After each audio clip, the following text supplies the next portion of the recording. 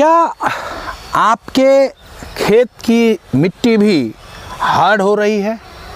क्या आपके खेत का उत्पादन भी बहुत ज़्यादा खाद देने के बावजूद कम हो रहा है? क्या आपके खेत की मिट्टी के जल धारण की क्षमता कम हो गई है, यानी आपका खेत पानी नहीं सोख रहा है? या क्या आपका खेत की ऊपरी सतह की मिट्टी भुरभुरी हो गई है और पपड़ी छोड़ रही है? इसके अलावा कोई भी फसल बोते हैं वो नहीं हो रही है? क्या आपके खेत में कुछ ऐसा है कि ट्रैक्टर आता है और कहता है कि आप अपने खेत की जुताई करिए, हल नहीं लग रहा है? क्या आप इन चीज़ों से परेशान हैं? तो ये वीडियो जो मैं आपको बना रहा हूँ, ये स्पेशली ऐसे किसान भाइयों के लिए ही बना रहा हूँ, जिसमें इसका कारण, इसका निवारण दोनों बताऊंगा और बहुत ही आसान तरीक़ों से बताऊंगा। तो यदि आप हमारे चैनल पे नए हो तो इस चैनल को सब्सक्राइब कर लीजिए और हमारी दी गई एडवाइस आपको अच्छी लगती हो तो उसे लाइक ज़रूर करें। और भी जिन सब्जेक्ट पे कोई ऐसी चीज़ हो जिस पे आपको वीडियो चाहिए होगा तो उस पर अपना कमेंट करके ज़रूर बताइएगा, ताकि मैं आपको उस पर अपनी जानकारी के अनुसार वीडियो दे सकूं। तो आइए शुरू करते हैं। मित्रों, पहले तो हम जानते हैं कि हमारी मिट्टी दिन पे दिन हार्ड क्यों होती जा रही है।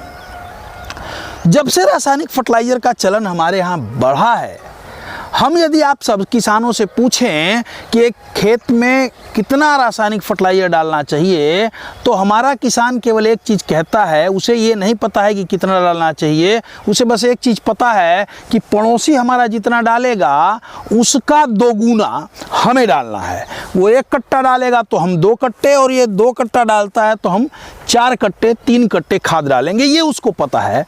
ये अपने खेत की कंडीशन उसको नहीं पता है। हमारे पास शायद इस वीडियो को देखने वाले 1% ही किसान ऐसे होंगे जिनके पास अपने खेत का जांच रिपोर्ट होगी, जहां पे पीएच उन्होंने और कार्बन अपने खेत का जांच कराया हो।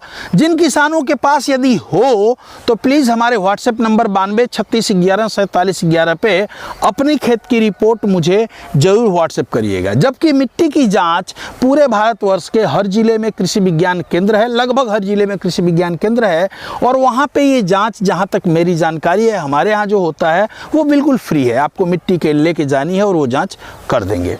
अब यदि आप इन चीज़ों से परेशान हैं तो उसके पीछे कारण जो है वो कारण है आपके खेत में कम होते बैक्टीरिया का।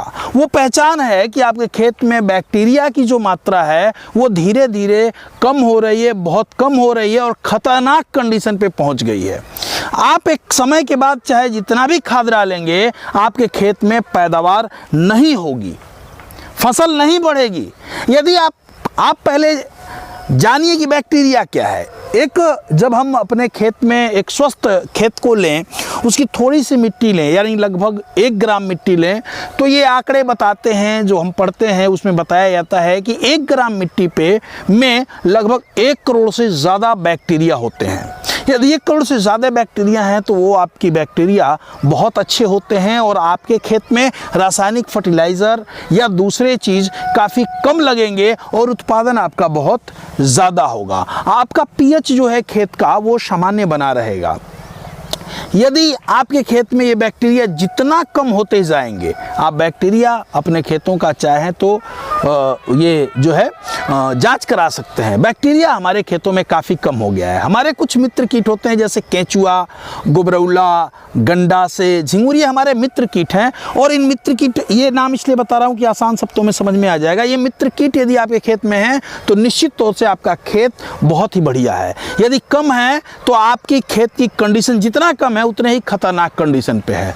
एक चीज़ केवल मैं बात करूं केंचुए की, तो आप ये देखें कि आज से 20 साल पहले जितना केंचुआ आपके खेतों में होता था, क्या केंचुआ हमारे खेतों में है? इसका सीधा आंसर है, हमारे खेत में केंचुआ नहीं है। जबकि केंचुआ हमारी 2.5 फीट से ज़्यादा अंदर ज़मीन को चालन बना देता था, जिससे आपकी भूमि जल धारण की क्षमता बढ़ जाती थी, भुरभुरी होती थी, अच्छी सी जुताई कर लेते थे।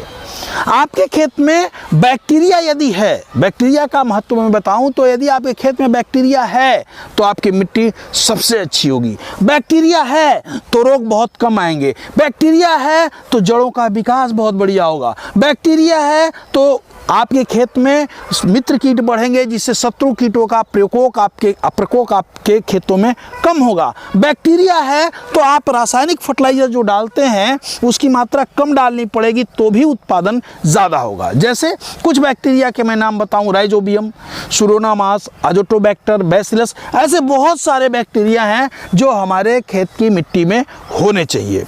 इसीलिए आपने सुना होगा, बार बार मैं कहता हूं कि अपने खेतों में बैक्टीरियल खाद को डालना शुरू करिए या बैक्टीरिया डालना शुरू करिए। इसे यदि डालना शुरू करते हैं तो कुछ चीज़ें हैं जिन्हें आसान तरीकों से आप अपने खेत में बैक्टीरिया की मात्रा को बढ़ा सकते हैं। पहला चीज़ है गोबर की सड़ी हुई खाद। यदि गोबर की सड़ी हुई खाद 120 दिन से ऊपर की सड़ी हुई खाद है तो उसे निकालें, खेत में डालें और उसकी जुताई करके पानी चला दें। गोबर की खाद में नाइट्रोजन बढ़िया मिल जाता है, बैक्टीरिया बहुत होते हैं और इसके साथ साथ गोबर की खाद हमारे बैक्टीरिया के लिए भोजन का बहुत बढ़िया काम करती है जिससे वो अपनी संख्या को बढ़ाते हैं। दूसरी चीज़, यदि मैं थोड़ा सा आपको आगे ले चलूं तो बहुत सारे जगह पे सरकार के द्वारा डीकम्पोजर, आपने देखा होगा कि डीकम्पोजर बहुत जगह पे दिया जा रहा है कि किसान इसे अपने खेतों में प्रयोग करें। उसमें भी 3 बैक्टीरिया है, वो भी अच्छा है, उसे भी आप प्रोसेस करके प्रयोग करिए। तीसरी चीज़, यदि आप मार्केट में जाते हैं बैक्टीरिया लेने तो आप देखेंगे राइजोबियम, सुडोमोनास, अजोटोबैक्टर की अलग अलग प्रजातियां हैं और यदि आप सारा बैक्टीरिया डालना शुरू करें चाहें 1 एकड़ में तो बहुत लंबा खर्च पड़ेगा। यदि आपको मैं एक साधारण एग्जांपल दूं, जैसे आप नाइट्रोजन अपने खेतों में डालते हैं, नाइट्रोजन हमारे खेतों में हम खरीद के डालते हैं जबकि वातावरण में नाइट्रोजन 78% फ्री है। भगवान ने नाइट्रोजन को फ्री दिया है। जिस तरह से जंगलों में हमें किसी खाद की ज़रूरत नहीं पड़ती, उसी तरह खेतों में यदि बैक्टीरिया की संख्या बढ़ जाएगी, यदि आपके खेत में 1 ग्राम मिट्टी में 1 करोड़ से ज़्यादा बैक्टीरिया हैं तो लगभग 6 महीनों में एक आंकड़े के हिसाब से 25 किलो नाइट्रोजन का स्थानीकरण होता है जिसमें आप आराम से 1 फसल या 90 दिन की 2 फसल आराम से काट सकते हैं, जिसमें आपकी यूरिया पे डिपेंडेंसी जो है कम हो जाएगी या नाइट्रोजन देने की आवश्यकता कम पड़ेगी। धीरे धीरे आप कम करते जाएंगे। अब दूसरी बात यह है कि यदि आप चाहते हैं कि आपके खेत में बैक्टीरिया बढ़े और आपके खेत की जो ये सारी समस्याएं खत्म हो तो या तो गोबर की खाद डालिए, धीरे धीरे कम होगा। दूसरा मैंने बताया विकल्प वो भी डालिए।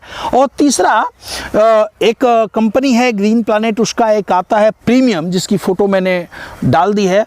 लगभग 1 एकड़ में 1 बोतल उसे डालिए कब, जब आपके खेत की मिट्टी में नमी हो, आपके खेत का पानी जो है बह नहीं रहा हो, जुताई करने वाले हों, गोबर में, मिट्टी में, बालू में, राख में मिला के डालिए। उसमें 1 नहीं बल्कि करोड़ों की संख्या में उसमें बैक्टीरिया डाले गए हैं। कैप्सुलेटेड फॉर्म में नैनो टेक्नोलॉजी में बैक्टीरिया डाले गए हैं जो बहुत ही एडवांस है और उसे किसी 1 एकड़ में डालते हैं तो आपको धीरे धीरे, ऐसा नहीं है कि एकदम से सही होगा, लेकिन 3 से 4 सालों में आपके खेत की कंडीशन बदलेगी और आपको पहले ही बार में आपको रिजल्ट देखने को मिलेगा। इसके अलावा बहुत सारे लोग हैं जो बहुत कुछ जानकारी चाहिए होती है, तो आप हमारे नंबर 92 36 11 47 11 पे हमें फ़ोन कर सकते हैं। आपको ये वीडियो कैसी लगी इसके बारे में ज़रूर बताइएगा। जय हिंद, जय भारत, जय जवान, जय किसान।